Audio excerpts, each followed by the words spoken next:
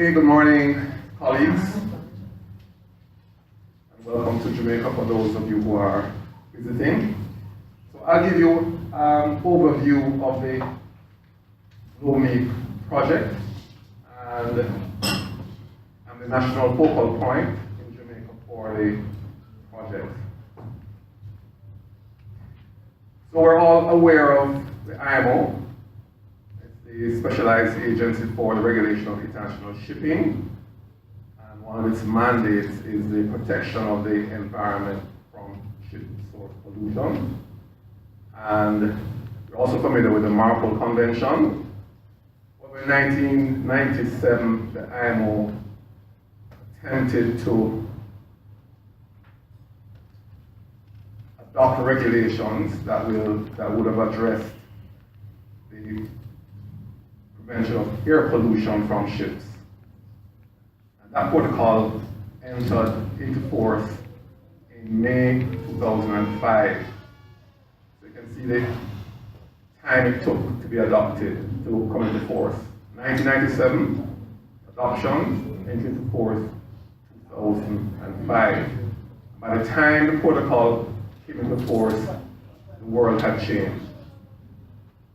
And so a lot of the regulations in the protocol did not address the current realities in shipping. IMO carried out 3 studies on greenhouse gas emissions. And one of the studies, or the last one, showed that even though shipping contributed small percentage of the total global greenhouse gas emissions in 2012, if nothing was done, if the business as usual scenario was applied, then there'd be a significant increase in air emissions by 2050. So the IMO responded, and they adopted a suite of technical and operational measures which were designed to limit the greenhouse gas emissions from the international maritime sector. This suite of regulations were technical, which would apply to new ships, and operational, which apply to ships in operation. They also had some market-based measures, but discussions on these measures have been postponed. There are further developments, and there's a new Chapter 4 dealing with regulations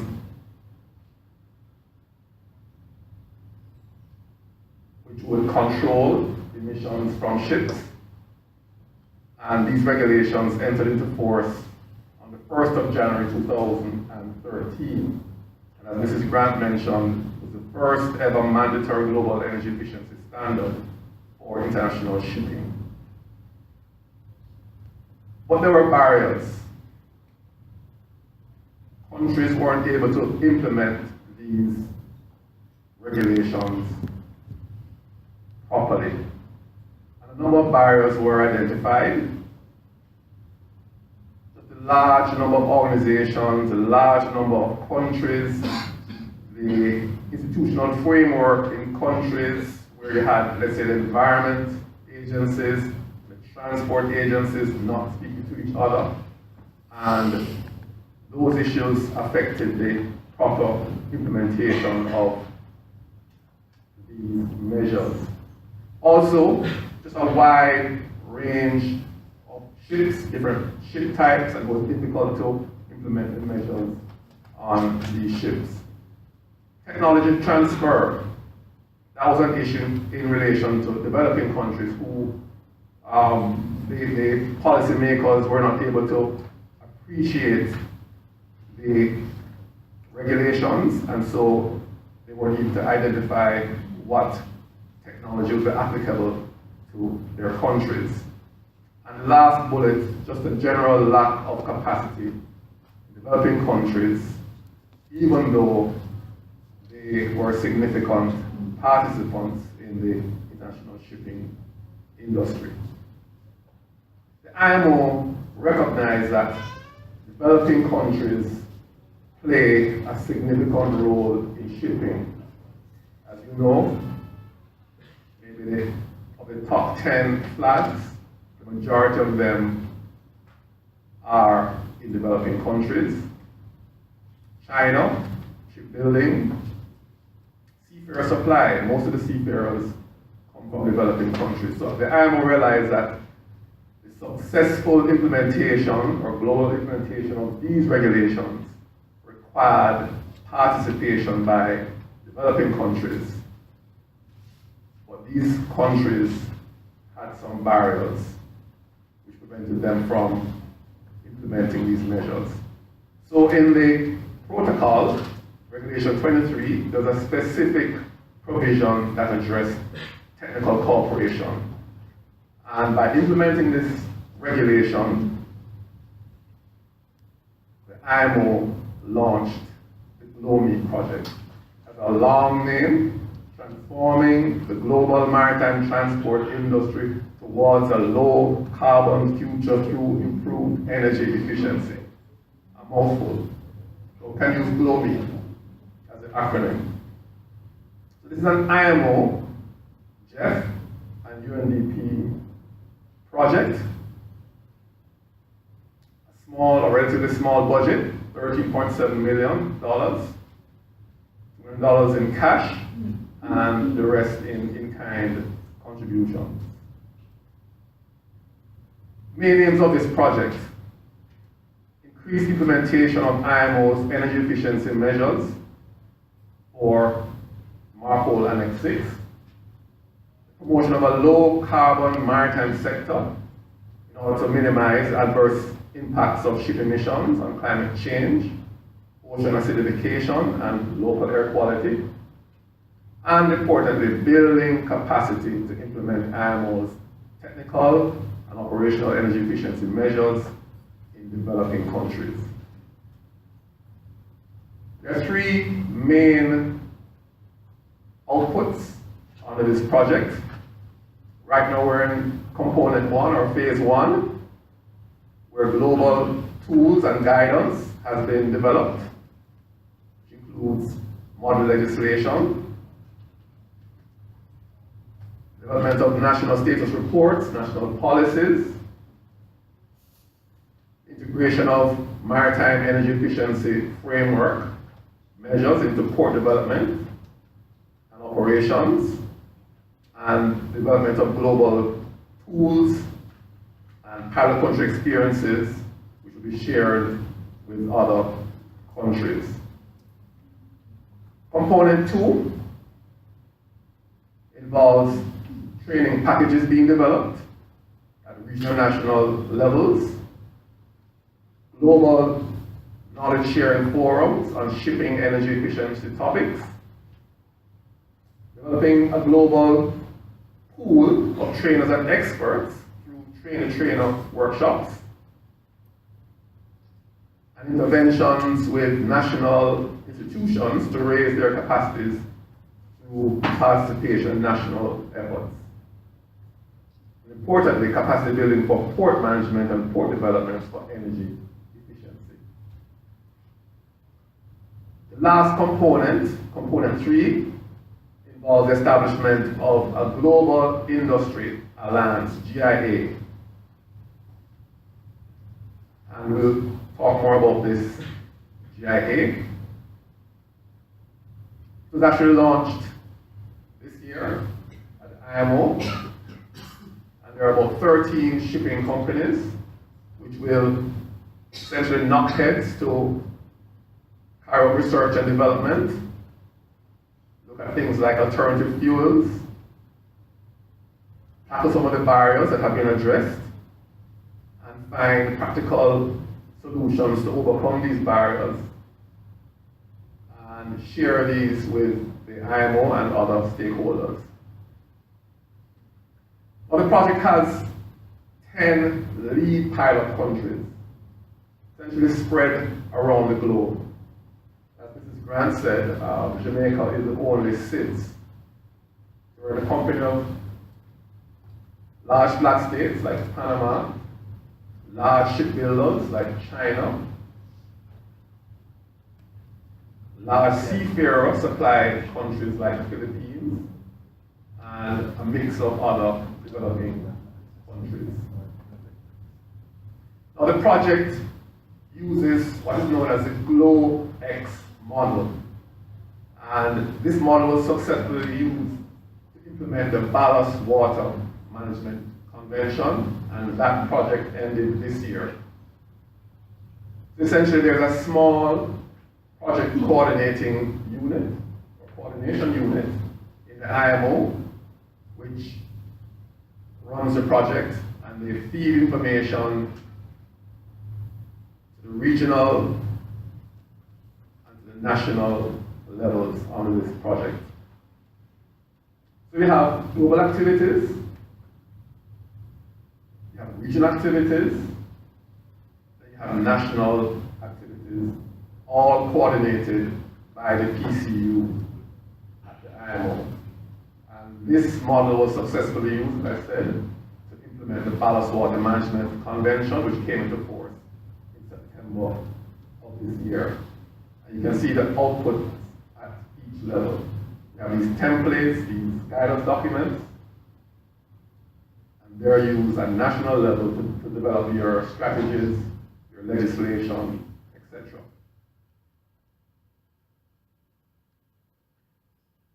What are these global tools? The first one deals with the rapid assessment of the country's maritime status, energy baselines, targets, and roadmaps. Just getting baseline data. Where is the country in respect of implementing the IMO energy efficiency measures? A lot of data gathering. And the plan was that this information would feed into the strategy. But Dr. Potoksin, who's here, will tell you that it doesn't work like that in practice. Collecting data is extremely difficult. And so the strategy had to be developed in the absence of the data. But that is the reality of implementing MARPOL in Jamaica, and I suspect it's the same challenge in the other 10 lead pilot countries. We have the strategy. How do we implement the energy efficiency measures? And then the strategy would feed into the legislation. But in practice, the legislation was developed in the absence of the strategy. They had to basically run in parallel. And legislation essentially will implement the 1997 protocol, and the guidance looks at how do you implement. If you're a common law country versus a civil law country, what are the steps you should take? What are the agencies who should be involved? And there's a clause-by-clause analysis of the protocol and guidance as to what should go in the legislation and what need not go in the legislation. And then at the annex to this guidance document is model legislation. These guidance documents should be available at the end of this year for all countries to use. Implementation of the GloMEEP project in Jamaica. We have a national lead agency. You have a national focal point. You have a national project coordinator, Ms. Stewart. You have a national task force. And you have the stakeholders. So this is the template that the PCU has recommended for implementing this project in the lead pilot countries.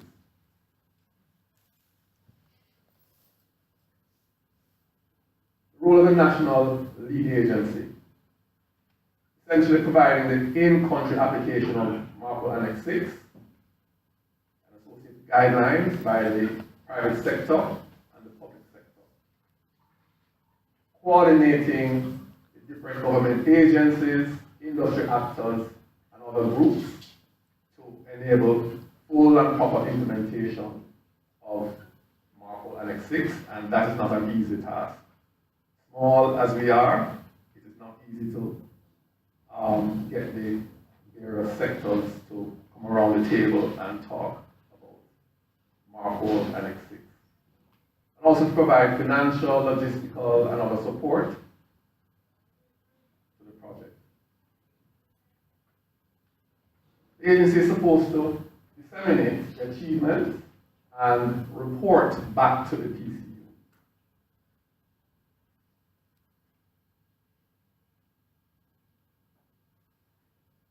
We have developed a work plan, a national work plan, which we will follow. We have to ensure that the work plan activities are completed. Ensure that the agenda set for us is also followed. And on a biennial basis, report to the IMO on our activities. This report that goes to the IMO, the PCU, sets out the progress achieved, and the reports prepared at the national level, and it changes to the work plan, minutes of our meetings, and minutes of any related meeting. So we have to submit this report to the IMO.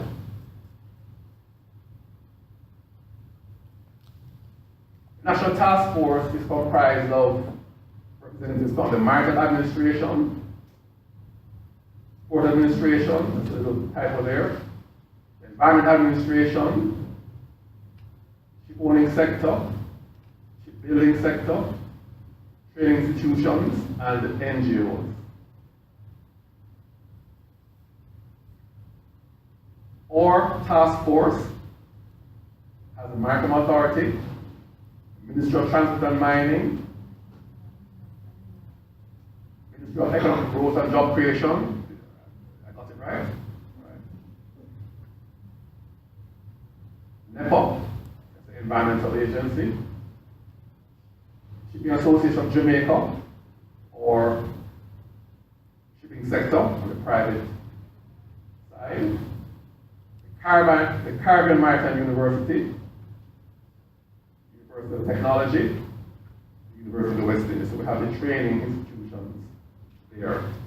We do not yet have a ship repair sector, but hope at the end of 2018 we have a dry dock here, and maybe a representative from the dry dock can sit on our national task force. In terms of capacity building, one person from the Caribbean Maritime University went to a W course on efficiency. We have two persons going to China, one from CMU, one from the Maritime Authority. We had our workshop in Jamaica, where about 18 persons participated. Our consultants went to Georgia, for 2 weeks in Georgia last year. And we had a workshop in Panama, where about 15 or so persons from Jamaica would have attended. So our first workshop, you may see some faces that are familiar. And a lot of faces there.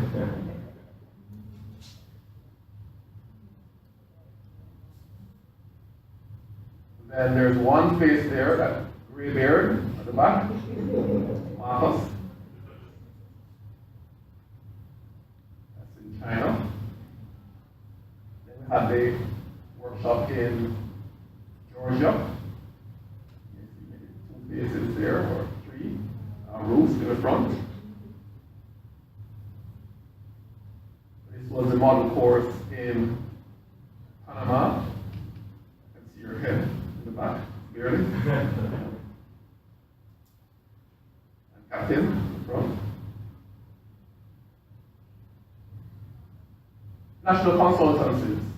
So, as I mentioned before, there is a requirement for a rapid assessment of the country's maritime status in the strategy and the model legislation. Status. Rapid assessment. That report is being finalized prior to submission to the PCU. Strategy, which has been developed by Dr. Thompson, that has been submitted to the IMO and is being reviewed as we speak. And the model legislation has been completed, submitted to the IMO and accepted. And that is it. Thank you very much.